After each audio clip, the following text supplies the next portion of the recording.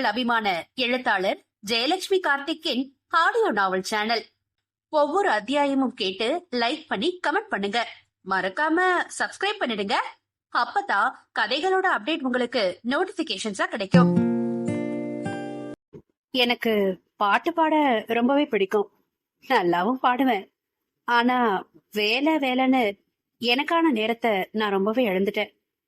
ஒரு நல்ல நிலைக்கு வந்த பின்னாடி கண்டிப்பா ஏதாவது செஞ்சு எனக்கான ஆசைகளை நிறைவேற்றிக்கணும். தீபனின் பெரிய பெரிய கனவுகள். அத்தியாயம் 24. அந்த தென்னந்தோப்பில் கயிற்று கட்டிலில் அமர்ந்திருந்த அந்த வெள்ளை வேட்டி மனிதர் தன் அருகில் கடுகடுப்புடன் நின்றிருந்த மனையாளை பார்த்து, என்ன மரகதம், எதுக்கு இப்படி மூஞ்சியை தூக்கி வச்சிருக்க? நான் இப்போ உனக்கு பிடிச்சது போலதானே நடந்துகிட்டேன். இருந்தோ நீ இப்படி கடுசா இருக்கிறது நல்லாவே இல்ல என்று குறைப்பட, ஏன் சொல்ல மாட்டீங்க? உங்க மகளை நான் பேசிடக்கூடாதுன்னு தானே ஐயா வேகமா பதில் சொல்லிட்டீங்க. நான் பேசினா அவளை வகுந்துருவேன்னு உங்களுக்கு தெரியும். இப்ப மட்டும் உங்க திட்டம் தெரியாதாக்கும் என்று முகவாயை தோளில் எடுத்துக்கொண்டார். இப்படியெல்லாம் சொல்லாத மரகதம். புள்ள ஆசைப்படுது. நம்ம கிட்ட இருக்கிற வரையில தானே பொம்பளை புள்ள அது இஷ்டத்துக்கு இருக்க முடியும். நாமளே அவளை அடக்குனா நல்லாவா இருக்கும் என்று மகளுக்காக மனைவியிடம் பேசினார் அவர். ஆட போங்க, அவளோட வயசுல அவ எனக்கு பொண்ணா பிறந்து 4 வருஷம் ஆகியிருந்தது. ஆனா நீங்க அவளை செல்லம் கொடுத்து கொடுத்து கெடுத்துல வச்சிருக்கீங்க. அவ படிக்க வெளியூருக்கு போனதே எனக்கு பிடிக்கல. என் பேச்ச கேட்காம நீங்க அவளை வேலைக்கு வேற அனுப்பி வச்சீங்க.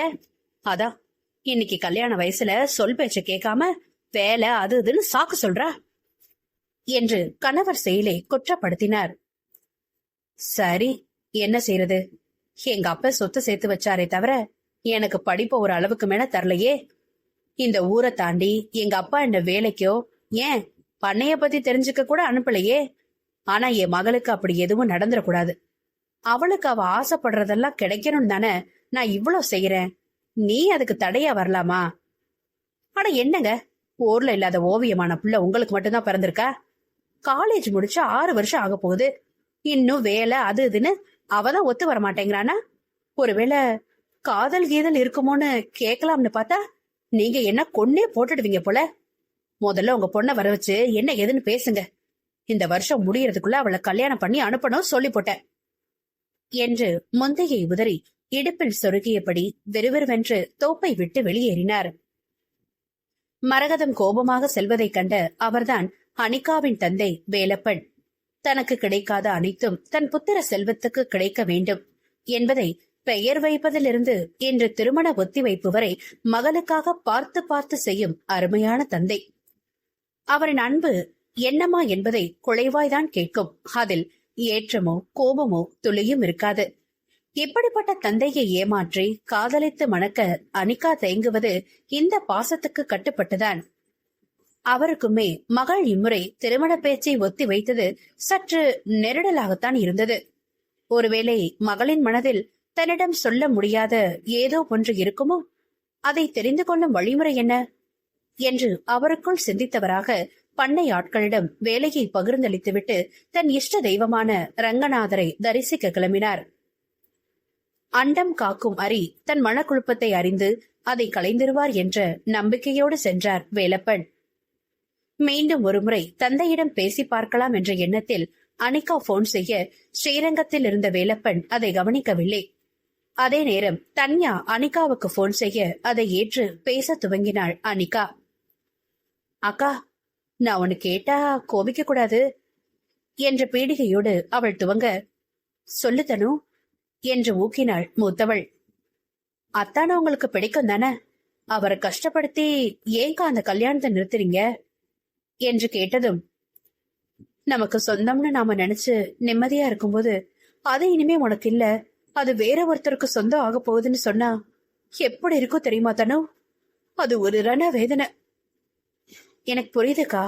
ஆனா அது உங்க மேல அத்தானுக்கு கசப்புணர்வு வரும்னு உங்களுக்கு தோணலையா? தோணாம இருக்குமா தனு? ஆனா அவரோட கோபத்தை விட அவர் தானே எனக்கு முக்கியம். அவர் இல்லாத வாழ்க்கையை என்னால வாழவே முடியாது என்று கண்ணீர் விட்டு சொல்ல, அப்படி என்னக்கா இருக்கு அந்த காதல்ல? அதுவும் எத்தனை வருஷமா உருகி உருகி காதலிக்க என்ன விசேஷமா இருக்கு அத்தங்கிட்ட என்று ஆர்வமாக கேட்டாள் தன்யா. அதெல்லாம் வார்த்தையால சொல்ல முடியாது தனு. அவர்கிட்ட இருக்கும்போது ஒரு பாதுகாப்பான உணர்வு, ஒரு நண்பகத்தன்மை. அவரோட ஒவ்வொரு அசைவுலையும் எனக்கு தெரியும். அன்பு, இப்படி சொல்லிக்கிட்டே போகலாம் தனு. நீ மட்டும் என்ன இனிமே சின்னவரே கதைன்னு இருக்க போறவதானே என்று தனுவை வம்பிழுக்க, எனக்கு அப்படிலாம் இருப்பேன்னு தோணலையேக்கா. அவர் கொஞ்சம் அமைதியான ஆளா இருக்காரு. எங்களுக்குள்ள அதிகமான பேச்சுக்கள் கூட இல்ல. சொல்லப்போனா நான் இவரை என் அக்காவுக்கு முடிவு பண்ணி வச்சிருந்த மாப்பிள்ள நினைச்சு ஒரு மாசமா சரியா பேச கூட இல்லக்கா. இப்போ சென்னை வந்தப்பதான் அத்தான் தான் எங்க அக்காவுக்கு பார்த்தவரு, இவர் இல்லைன்னு தெரியும்.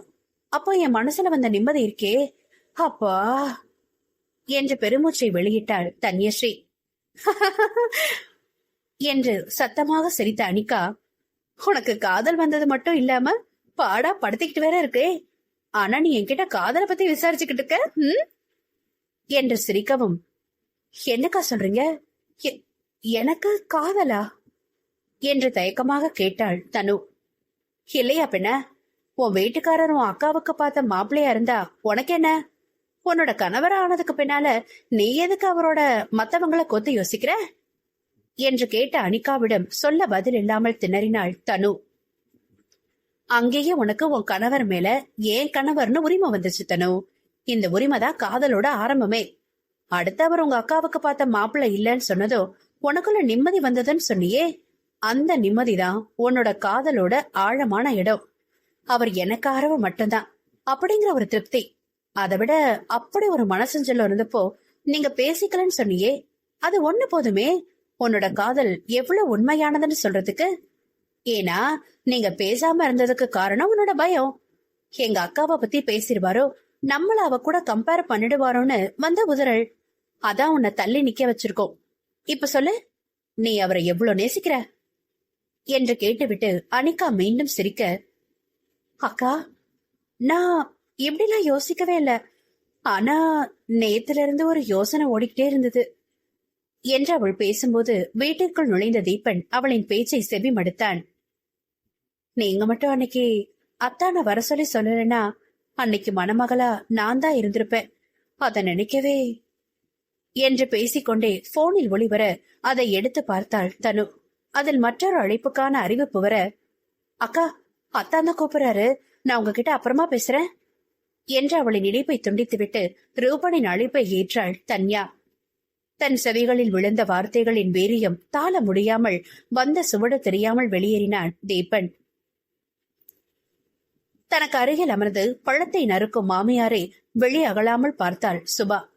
கடந்த 15 நாட்களாக அவளும் மாமியாரிடம் நற்பையை எடுக்க கொட்டிக்கரணம் போடாத குறையாக அனைத்தையும் பணிவோடு செய்து வந்தாள்.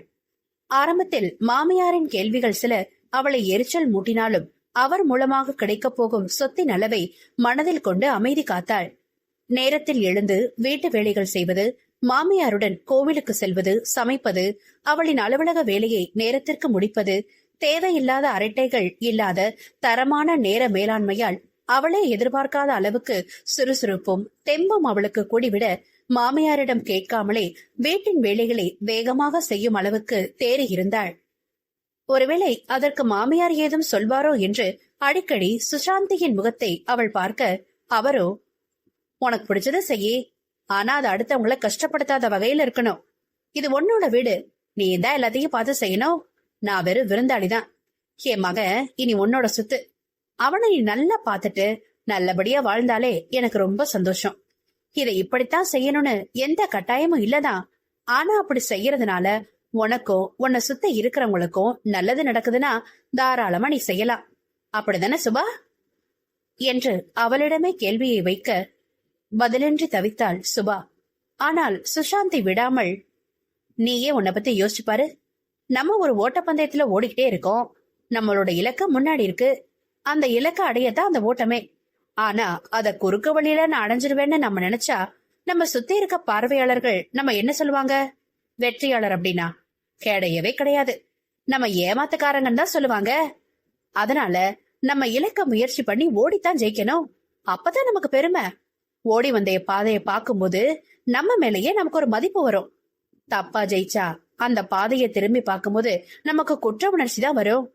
உன்னை என் மகளா நினைச்சுதான் சுபா இதெல்லாம் சொல்றேன் என்று கூறிவிட்டு அவர் வேலையை பார்க்க சென்றார். அடுத்து வந்த நாட்கள் சுபா தன்னை பற்றிய சுய அலசலில் இறங்கினாள். தாயின் செயல் என்று இத்தனை நாளும் சப்பை கட்டு கட்டிய மனம் இன்று சில இடங்களில் அவளின் செயல்களை அவளாலேயே மன்னிக்க முடியவில்லை என்று கூறியது.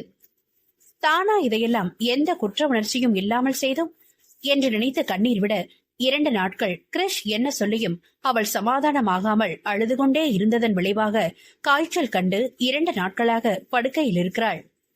இந்த 2 நாட்களும் கிரிஷும் சுஷாந்தையும் அவளை கண்ணின் கருமணி போல தாங்க, அப்போதுதான் தன் கணவனுக்கு தன்மேல் உள்ள அன்பும் பாசமும் விளங்கியது அவளுக்கு. சுஷாந்தி அவளிடம் காட்டிய கனிவு அவளுக்கு நெகிழ்ச்சியை கொடுக்க, இவரையா ஏமாற்ற நினைத்தோம் என்று உள்ளம் விதும்பினாள். அவள் தன்னை மாற்றிக்கொள்ள முதல் முயற்சியை எடுத்ததன் அடையாளமாக பழைய எண்ணை செல்போனில் போட்டு தன் தாய் தந்தை தங்கைக்கு மன்னிப்பு வேண்டி ஒரு குறுந்தகவல் அனுப்பிவிட்டு பயத்தோடும் படபடப்போடும் பதிலுக்காக காத்திருந்தாள். இந்த அத்தியாயத்தை கேட்டு மகிழ்ந்தீர்களா? அடுத்த அத்தியாயத்தில் உங்களை சந்திக்கிறோம். மறக்காம உங்களைப் போலவே கதை கேட்க விரும்பும் வாசகருக்கு வீடியோவை ஷேர் பண்ணுங்க.